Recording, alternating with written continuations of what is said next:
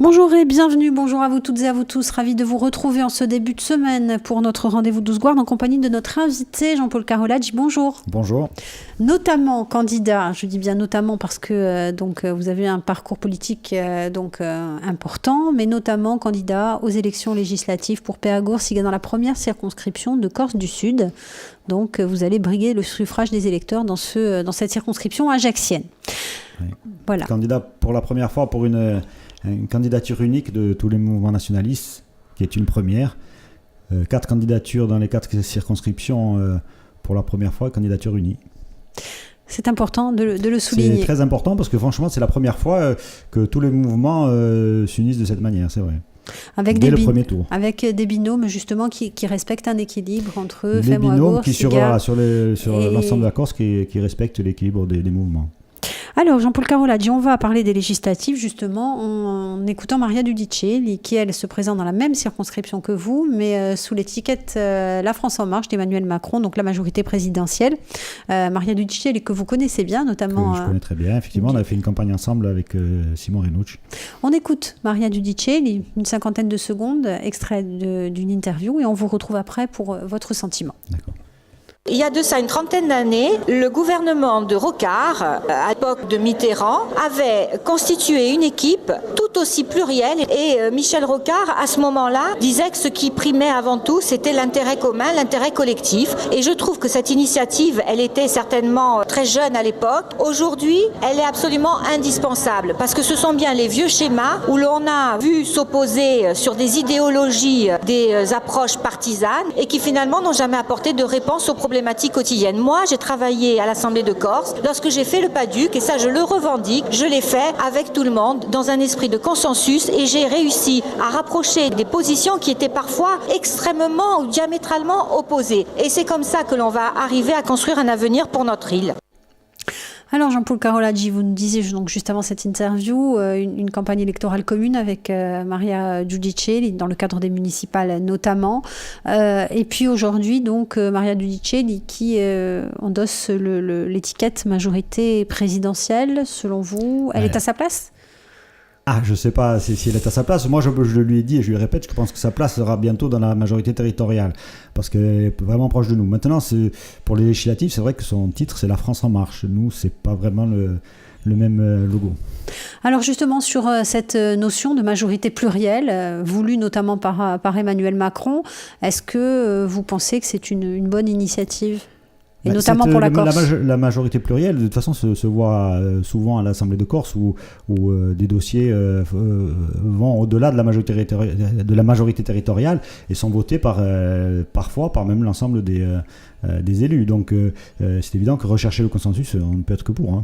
Oui, mais dans la composante d'un gouvernement, dans la composante d'une majorité. En France, c'est une première, donc on verra ce que ça donne, parce que d'abord, il faudra qu'ils gagnent les élections législatives, justement, pour pouvoir continuer sur ce modèle, parce que sinon, il y aura une cohabitation.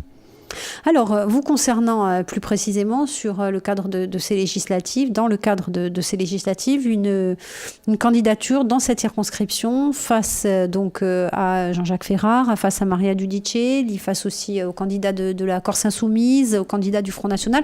Votre positionnement ? Notre positionnement, je pense qu'on n'a pas trop besoin de l'expliciter, il est clair. On est nationaliste, ça fait 40 ans qu'on se bat, les gens nous connaissent, savent qui on est, ce qu'on a fait. Donc je pense qu'on est vraiment à dissocier du reste des candidatures et on le dira et on le martèlera, on est les seuls à être là simplement au nom de la Corse. La question c'était plutôt le positionnement d'un candidat nationaliste dans une élection législative. Toutes les élections, c'est vrai qu'il y a eu souvent débat au sein des mouvements nationalistes sur l'intérêt d'aller dans les élections, à part l'élection territoriale.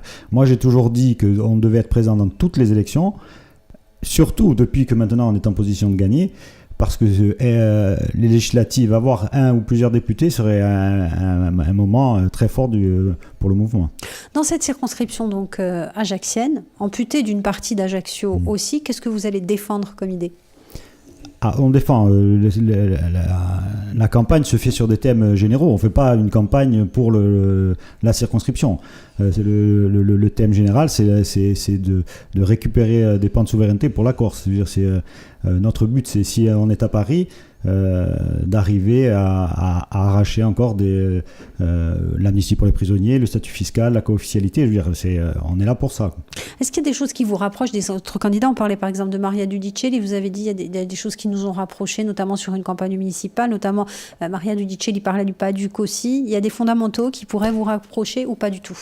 Ah bien sûr, mais je vous le dis, à l'Assemblée, souvent, il se fait un consensus sur de nombreuses choses. Donc en Corse, c'est vrai qu'on peut arriver à avoir la même position, notamment sur le PADUC. Maria Giudicelli dit, c'est vrai qu'elle a fait le PADUC, mais c'est vrai aussi que le PADUC aurait dû être fait depuis 20 ans. Donc il y a eu du retard parce que personne ne voulait s'y mettre. Donc bon, le consensus, d'accord, mais ça a été parce qu'en gros, on les a forcés. Si vous arrivez donc demain à l'Assemblée nationale, il sera nécessaire d'aller chercher des alliances aussi avec d'autres? Ah bien sûr, des alliances avec les forces progressistes. Pour l'instant, le gouvernement Macron, on ne sait pas trop ce qu'il va faire et quelle sera sa position sur la Corse. Macron a dit qu'il était pragmatique. Donc s'il est pragmatique, il prendra en compte sûrement le rapport de force. Donc il faudra lui imposer. Et déjà, à cette élection, si on a des élus, ça sera quand même bon signe. Comment se passe justement cette campagne sur le terrain? Ça commence très bien. Hein. Je vous dis, c'est la première fois qu'on voit les militants de tous les mouvements rassemblés et faire cause commune. Moi qui suis militant depuis longtemps, je peux dire que c'est la première fois que je vois autant de monde réuni. Donc il faut être à Paris, il faut faire du lobbying à Paris au nom de la Corse. Ah tout à fait, de toute façon ça a toujours été fait, mais là si on a des élus, ça sera une façon encore plus efficace de le faire. Donc sur les gros dossiers, vous l'avez dit, les prisonniers politiques, la langue, on a vu une dernière polémique, le statut fiscal. Oui, la polémique sur le collège. Sur le collège Giraud à Bastia. Ils essayent d'un peu de rattraper la chose au rectorat, mais bon, voilà. Donc, et en plus, ce qu'on dit, c'est qu'avec l'arrêt, c'est vrai, de la lutte clandestine, on assiste souvent à une marche arrière dans de nombreux domaines. Notamment dans la tertiarisation des emplois. Donc il faut peser sur le rapport de force électorale maintenant. Alors vous avez dit, donc on verra ce que le gouvernement Macron fera. On a vu la majorité territoriale prendre position dernièrement par rapport aux interpellations notamment des jeunes Corses. Alors forcément, c'est pas imputable au nouveau gouvernement, c'est dans la continuité, mais il va falloir peser. Justement, par rapport à ces interpellations, il va falloir que le gouvernement, on verra rapidement quelle est sa position. S'ils vont continuer toutes les semaines à aller à 6h du matin rafler des jeunes de 15 ans, 16 ans, bon, je veux dire, maintenant il va falloir on verra à ce moment-là quelle sera leur position. Du côté du ministère de l'Intérieur notamment, François Bayrou à la justice, pour le rapprochement des prisonniers, selon vous, c'est une bonne carte ou pas? La bonne carte, ça fait des années qu'ils nous disent oui, qu'ils vont les rapprocher, qu'ils promettent et qu'en fait il ne se passe jamais rien. Donc on verra aux actes. Merci beaucoup Jean-Paul Carolaggi d'avoir passé cette première matinée en notre compagnie. On va se retrouver dès demain pour parler d'un nouveau thème d'actualité. À demain. À demain. Bonjour et bienvenue. On retrouve notre invité de la semaine, le docteur Jean-Paul Carolaggi. Bonjour. Bonjour. Candidat à l'élection législative dans la première circonscription de Corse du Sud, on va parler d'un volet économique en compagnie du député maire d'Ajaccio, Laurent Marcangeli. Une réunion a été organisée récemment avec donc la majorité municipale et la majorité territoriale pour parler des investissements sur la région ajaxienne et notamment en termes de PEI. Vous allez entendre Laurent Marcangeli qui se félicite en quelque sorte du nouveau dialogue instauré avec la nouvelle majorité territoriale. Une méthode nouvelle déjà qui a été mise en place à l'arrivée de Gilles Simeone et de son équipe à l'exécutif. Nous nous voyons régulièrement, nous partageons nos idées, nos projets et puis surtout on essaye de définir des priorités en matière de financement puisque comme vous le disiez tout à l'heure, la collectivité territoriale de Corse c'est un grand financeur des collectivités communales. Nous parlons de ce que certains pourraient qualifier de petites choses et aussi de choses plus importantes. Donc aujourd'hui cette réunion n'était pas la première du genre mais néanmoins elle avait un aspect important, c'est-à-dire que nous sommes sur un exercice spécifique, celui du plan exceptionnel d'investissement, qui a un volet routier, qui a également un volet culturel, patrimonial très important. Et vous l'avez vu, puisque nous avons présenté en conseil municipal des projets particulièrement importants pour la ville d'Ajaccio dans son patrimoine et le développement de sa politique culturelle. Puis vous avez également d'autres investissements qui sont portés par la CTC sur des dotations quinquennales, sur des aides au fonctionnement de la culture. Donc on a un petit peu balayé tout ça. C'est pas une première, mais je voulais quand même que les Ajaxiennes et les Ajaxiens aient conscience qu'il existe des rapports entre les deux exécutifs et que nous essayons d'accorder nos violons, puisque nous avons, je pense, tous et toutes intérêt à ce que la ville d'Ajaccio soit bien traitée. la ville d'Agex soit bien traitée, un rééquilibrage des forces, en fait, un dialogue qui s'instaure. Le dialogue est normal entre toutes les collectivités, mais on peut se demander pourquoi ils ne l'ont pas fait avant. Donc en fait, ils se félicitent que ce soit Gilles Simeone qui commence un dialogue. Mais il y a eu des années pendant 20 ans la droite. Donc pendant ce temps-là, il n'y avait pas de dialogue. On peut dire aussi que c'est vrai que les infrastructures, on peut le remarquer, avec chaque fois des élus de la région bastiaise ou du Courtenay, la plupart des équipements ont été faits en Haute-Corse. Donc c'est vrai qu'aujourd'hui, il est peut-être temps que ce soit rééquilibré. Oui. Que ce soit rééquilibré, donc ce dialogue avec la collectivité territoriale de Corse, avec bien évidemment un dialogue qu'il faudra remettre en avant aussi avec l'avènement de la collectivité unique. La collectivité unique, oui. Voilà, et la fusion donc entre les deux départements, la collectivité, des élections aussi, il y a les élections législatives et puis il y aura les élections territoriales, ça fait un calendrier assez chargé. Un calendrier chargé, donc il faudra être dans la logique des choses, puisqu'on voit que Gilles Simeone agit bien et mieux que ceux d'avant, il faudra donc qu'il poursuive sa mission. Lorsqu'on interrogeait justement les élus, en dehors de Laurent Marcangeli, y compris les élus du rural, à propos de la fusion des départements et de la collectivité, de l'avènement de cette collectivité unique, même ceux qui n'étaient pas contre l'avènement de cette collectivité unique étaient inquiets. Ils se sont dit à quelle sauce on va être mangé, comment ça va se passer en termes budgétaires, en termes d'écoute. Vous, aujourd'hui... J'ai un peu de mal à comprendre, comme si ça devait changer quelque chose, qu'il y ait un département... Enfin, avant, il y avait un département, avant 1975. Donc, il y avait une seule entité. Aujourd'hui, il y a une seule collectivité qui sera plus qu'un département parce qu'elle a plus de pouvoir. Mais les maires n'auront pas je ne vois pas la différence qu'il y aura entre l'octroi des subventions par une collectivité unique ou par un département. Puisque de toute façon, l'interlocuteur aujourd'hui est quand même unique, c'est le département. Donc maintenant, la peur de certains, c'est vrai, c'est qu'avec une présidence d'une couleur, ils se disent on va faire comme la méthode Jacob, c'est-à-dire on vous donne des subventions contre des votes. Bon, mais je ne pense pas que ce soit dans l'optique de Gilles et du mouvement nationaliste. Une belle chance pour la Corse que cette collectivité unique. Une belle chance, oui. C'est un rattrapage et je pense qu'il faudra aller au-delà et continuer à demander un effort supplémentaire à l'État pour avoir justement un statut fiscal adapté et il y a beaucoup de mesures à envisager. On vous entend depuis hier, ce statut fiscal, c'est vraiment un des éléments pas clés, parce qu'il y en a d'autres, mais c'est quand même... C'est-à-dire que le pouvoir passe d'abord par le financement, et donc si on se retrouve avec beaucoup de pouvoir mais pas d'argent, et sans aucun moyen d'en avoir, c'est sûr que ça va être difficile. Le statut fiscal tel que prévu et travaillé par Jean-Guy Talamone notamment, il vous convient, il faut l'abonder d'autres choses. De toute façon, il faudra en discuter, c'est que le début. Il faudra en discuter et se mettre à table avec l'État.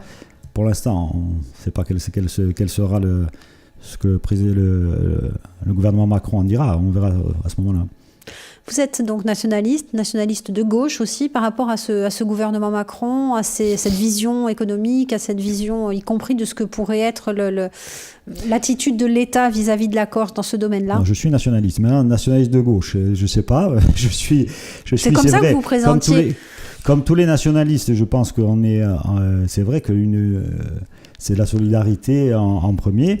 La lutte contre la précarité, c'est peut-être, oui, sûrement être de gauche. Mais après, est-ce que François Hollande était de gauche ? Donc voilà. Et quelle est maintenant la limite entre la droite et la gauche en France ? Non, on verra aux actes ce qu'a dit pendant la campagne Emmanuel Macron ne semblait pas être vraiment de droite. Donc on verra. On verra bien. En tout cas, justement, puisqu'on parlait de ce nationalisme en Corse, il y a eu beaucoup de polémiques, notamment lors des élections présidentielles avec ce nationalisme corse, ce nationalisme français.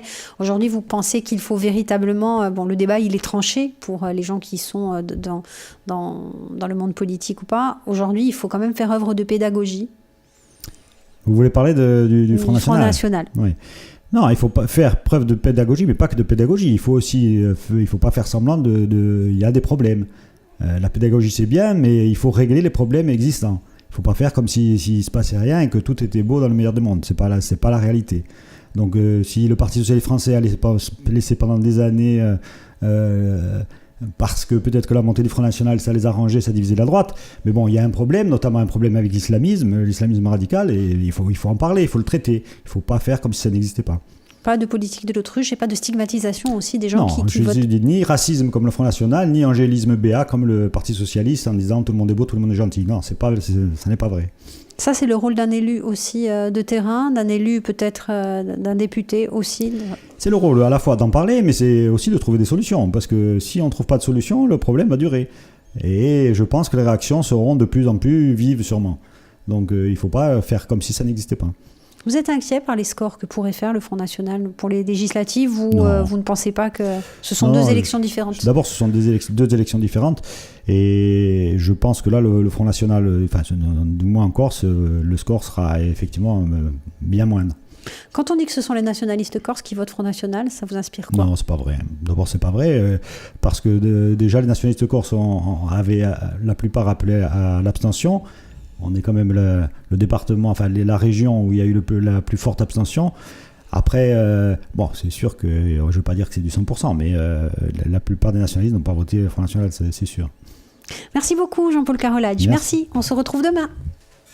Bonjour et bienvenue, ravi de vous retrouver en compagnie de notre invité, le docteur Jean-Paul Carolagi. Bonjour. Bonjour. On rappelle que vous êtes candidat pour PA-Gorsiga dans la première circonscription de Corse du Sud. On va parler d'un volet juridique en compagnie de Maître Mercinier Pantalacci qui était récemment en Corse pour défendre un jeune homme qui comparaissait dans le cadre du fichier FIDGET, donc pour les auteurs d'infractions terroristes. Voilà. Qui avait déjà été condamné, ce jeune homme, et qui aujourd'hui est obligé, la justice voulait l'obliger en tout cas à pointer au commissariat et à être soumis à un nouveau contrôle judiciaire dans le cadre de ce fichier FIDGET. Toute personne antérieure à cette condamnation et antérieure à la loi. On va écouter Maître Mercinier Pantalacci qui, lors du procès, avait demandé également une question prioritaire de constitutionnalité pour faire rayer un peu de la carte cette loi. On écoute Maître Mercinier Pantalacci, on vous retrouve après. Toute personne désormais condamnée pour des faits de terrorisme, jusque-là les choses se comprennent assez bien, mais également les personnes anciennement condamnées pour des faits à caractère terroriste, et ce, à l'initiative du procureur. Le procureur a fait le choix d'inscrire toutes les personnes condamnées pour des faits à caractère terroriste commis en Corse par le passé de 5, 10, 12 ans auparavant dans ce fichier. Ce fichier emporte des obligations extrêmement contraignantes puisqu'il oblige toute personne qui y est inscrite à déclarer son domicile et à en justifier tous les 3 mois, pendant 10 ans. Il oblige également toutes ces personnes à déclarer tout déplacement prévu à l'étranger dans un délai de 15 jours minimum, en indiquant les adresses auxquelles on entend résider à l'étranger. L'étranger, ça peut être la Sardaigne ou l'Italie. Voilà ce à quoi sont désormais astreintes toutes les personnes qui ont été condamnées pour des faits de violence politique commis en Corse, du temps que la violence politique n'avait pas encore cessé. Alors Jean-Paul Carolage, avant de parler justement de cette antériorité des faits, sur le fait que les nationalistes corses soient mis au même rang, parce que ce fichier FIDGET, on rappelle qu'il a été mis en place au lendemain des attentats islamistes, des attentats terroristes islamistes, et que tout le monde en fait est dans le même sac. Non mais ça va même au-delà. On s'aperçoit aujourd'hui que les militants nationalistes ont été condamnés plus sévèrement que les militants islamistes. Quand vous prenez l'exemple, par exemple, je ne me rappelle plus son nom, de celui qui a tué le curé en Normandie. Il avait été condamné 1 an auparavant et il était dehors avec un bracelet électronique. Ça aurait été un militant nationaliste corse, il ne serait jamais sorti. Donc je veux dire, on en arrive à une aberration. Alors non seulement on est traité, vous dites on est traité maintenant comme les islamistes parce qu'on a un fichier supplémentaire, mais même depuis 30 ans, on a été condamné plus sévèrement qu'eux. Alors donc, c'est ce fichier FIDGET qui condamne également, même a posteriori, même une fois que les militants nationalistes corses ont effectué leur peine, ils sont soumis à un contrôle judiciaire sur des périodes très importantes, puisque ça peut aller même jusqu'à... Oui, non, c'est complètement absurde. Voilà peut-être l'intérêt d'avoir un député corse, d'un député nationaliste, parce que les autres, je pense qu'ils ne le feront pas. Mais ça, c'est une disposition... Ils disent que c'est à la discrétion du procureur. Donc il faudrait peut-être... donc le procureur, c'est l'État. Donc il faudrait peut-être qu'il fasse marche arrière et que tous les militants nationalistes ne fassent pas partie de cette liste. Donc la discrétion du procureur, c'est ça que dénonçait aussi Maître Mercinier Pantalacci. Ça veut dire qu'il n'y a pas de juge d'instance, il n'y a pas d'instruction. C'est véritablement une décision politique. Le procureur, c'est l'État. Donc ça sera à l'État de démontrer justement qu'il ne continue pas. On ne peut pas être condamné 2 fois, quoi. Maître Mersigné-Pandadaci qui avait demandé donc une question prioritaire de constitutionnalité, c'est-à-dire que cette loi en fait n'était pas légale en fait, pour faire simple. Vous pensez que pour l'instant aucun tribunal n'a pris le risque d'aller jusque-là? Oui, parce qu'on peut se poser la question de comment on peut... une loi, normalement, n'est pas rétroactive. Comment on peut condamner des gens pour des faits datant d'avant la loi en question. Donc, il va falloir, je vous dis, que le gouvernement prenne position là-dessus. Vous disiez aussi, c'est l'intérêt d'envoyer un nationaliste corse donc, à l'Assemblée nationale. Bien sûr, parce qu'il y a de ce genre de problèmes qui arrivent, qui sont récurrents, il va falloir les traiter. Et je ne pense pas qu'avec la France en marche, comme représentant de la Corse, on soit sur ces sujets. Sur ces sujets-là. Oui. Évidemment. Donc, ce genre de sujet, la langue corse aussi, la co-officialité de la langue, c'est ce que vous allez monter, défendre à Paris? On a beaucoup de choses à défendre. La première chose, ça sera l'amnistie et l'arrêt des recherches sur les prisonniers et les recherchés. Mais bon, ça aussi, ça sera un gros morceau. Quand on rétorque un argument constitutionnel, il faut changer la Constitution, exactement, se change. D'ailleurs, elle est faite pour ça. Elle est faite pour évoluer. Donc, là aussi, il faudra, s'il faut la changer, on me demandera à ce que ce soit fait. Dans le cadre de la Ve République, ou pas? Ou pas à la Ve République. Elle en est ce qu'ils en font. Donc, tout peut changer. Est-ce qu'on a justement aujourd'hui les arguments nécessaires encore, c'est peut-être demain à Paris, pour faire changer cette constitution, pour aller convaincre aussi d'autres députés qui ne sont pas forcément des nationalistes corses, mais qui... on s'est aperçu que la sensibilisation, elle s'opérait un petit peu sur certains dossiers, mais pas sur tous. Oui, d'autant que sur certaines avancées, Macron lui-même disait qu'il n'était pas jacobin, qu'il était girondin. Donc il va falloir qu'il le démontre. Et il a dit qu'il était pragmatique, donc on le verra à l'œuvre, mais c'est vrai que c'est une nouvelle génération qui n'est plus sur les schémas de la France de Gaulle, donc peut-être que là, on pourra avoir des avancées. Jean-Charles Orsucci, dans la 2e circonscription de Corse du Sud aussi, qui est un fervent soutien d'Emmanuel Macron, qui nous parle justement de ce Macron décentralisateur. Jean-Charles Orsucci se définit lui-même comme un autonomiste de gauche, donc effectivement, c'est sûr qu'il aura sûrement sa place bientôt dans la majorité territoriale, je pense. Merci beaucoup, merci Jean-Paul Carolaggi. On va se retrouver non pas demain, mais vendredi pour une nouvelle émission. À vendredi. À vendredi. Bonjour et bienvenue, bonjour à vous toutes et à vous tous, bonjour à notre invité, le docteur Jean-Paul Carolaggi. Bonjour. On se retrouve donc en ce vendredi, on va parler d'échanges économiques et d'échanges tout court entre la Corse et la Méditerranée, notamment dans ce cadre-là de la Toscane, en écoutant Jean-Christophe Angelini, le président de l'ADEC, l'Agence de développement économique de la Corse. Il recevait récemment justement une délégation, il y a beaucoup d'échanges qui ont lieu et vous allez nous livrer votre sentiment là-dessus. D'accord. C'est intéressant que de voir l'attrait qu'exerce le modèle sur lequel nous travaillons sur un certain nombre d'entrepreneurs. Aujourd'hui, c'est une évidence, il faut beaucoup œuvrer dans le domaine de la coopération décentralisée et transfrontalière en matière économique et sociale et pas uniquement institutionnelle ou politique. Chacun sait qu'il y a depuis longtemps déjà des échanges entre universités, entre groupes importants, entre médias, entre communautés de manière générale. Il me paraît pertinent que nous déclinions ces échanges de manière beaucoup plus opérationnelle en matière économique et sociale. C'est, je le crois, une exigence forte pour le peuple corse et plus généralement pour l'ensemble des peuples et îles de Méditerranée. Donc aujourd'hui, tisser des liens forts avec la Toscane, avec un certain nombre d'entrepreneurs qui œuvrent dans des domaines qui nous intéressent, l'économie sociale et solidaire, le modèle coopératif, le partenariat public-privé, c'est poser des actes économiques qui sont pertinents pour la suite. Donc retrouver en quelque sorte ses racines du côté de la Méditerranée, notamment du côté de l'Italie, c'est un travail auquel s'est attelée notamment la majorité territoriale. Oui, c'est dans la logique des choses avec la Toscane, mais aussi avec la Sardaigne, notamment parce qu'on n'est que 300 000 habitants et qu'il y a des choses qu'on ne peut pas faire seul, donc il va falloir, et il y a des projets, notamment avec la Sardaigne, notamment dans le domaine des déchets par exemple, donc ne serait-ce que pour une question de taille. Donc il y a des projets notamment avec la Sardaigne. C'est vrai qu'on en a entendu parler dans beaucoup de domaines, dans le domaine de l'éducation. Est-ce qu'il pourrait y en avoir dans votre domaine à vous, qui est le domaine de la santé? Comment est-ce que vous pourriez voir ça? Disons que dans le domaine de la santé, c'est un peu plus délicat, parce que l'Italie n'est pas en pointe là-dedans. Et beaucoup d'Italiens vont se faire soigner à Marseille et à Nice. Donc nous, notre bassin naturel, c'est vrai que c'est Marseille, Nice. Pour certains Paris, avec l'avion maintenant ça va très vite. Donc à la limite, c'est peut-être que nous, on pourrait leur apporter des choses. Et c'est vrai qu'il faudrait penser, mais là, c'est pareil, c'est une question de taille, on n'est que 300 000, à la création d'un CHU en Corse.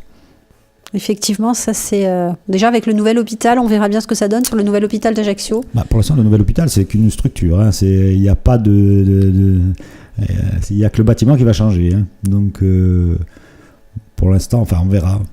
Ça, c'était la petite parenthèse. Donc, du côté de ces échanges avec la Sardaigne, avec l'Italie, avec également la Catalogne, il y a beaucoup de choses qui se passent et on voit que la Corse, elle est au cœur de ce dispositif aujourd'hui. Elle est au cœur parce que c'est une volonté, de la majorité territoriale c'est vrai, de retrouver ses racines au sein de la Méditerranée et pas toujours vers la France qui d'abord est plus loin et qui n'est pas toujours...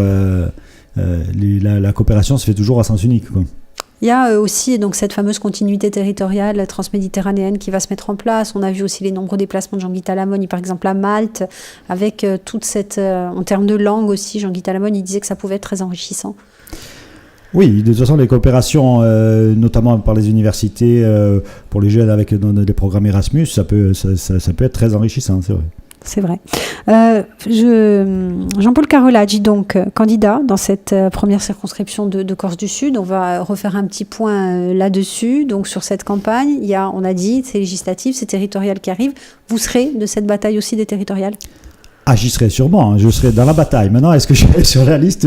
Je ne pense pas que ce soit l'actualité aujourd'hui. Donc d'abord on fait la campagne législative et puis en plus comme je serai élu député, donc je pourrais pas faire... Vous ne pourrez pas, il y aura le cumul des mandats. Vous ne pourrez pas, effectivement. Je ne pourrais pas être sur la liste. Vous serez... On a un peu souvent parlé des binômes en fait, hein, des binômes. Vous avez... Mais en fait c'est pas un binôme. Voilà. C'est vrai que dans les cantonales maintenant il y avait des binômes, c'est-à-dire 2 candidats. Là dans les législatives on est toujours sur un candidat suppléant et une suppléante. Donc moi c'est une suppléante, c'est Julia Thibert qui est avocate à Ajaccio.